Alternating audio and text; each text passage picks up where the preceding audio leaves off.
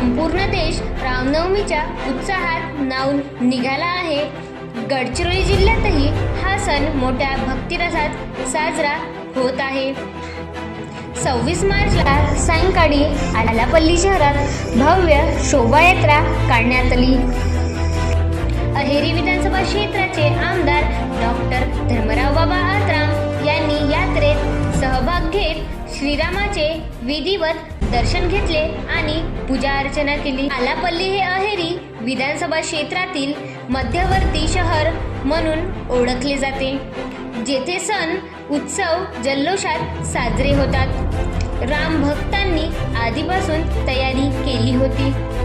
शेकडो युवक युवती नागरिक भगवे ध्वज आणि फेटे घालून यात्रेत सामील झाले.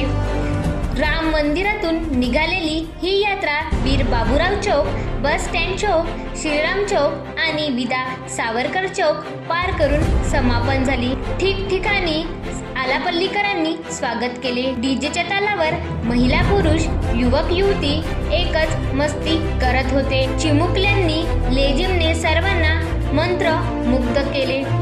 हजारो राम भक्तांच्या उपस्थितीत शहरात भक्तिमय वातावरण पसरले.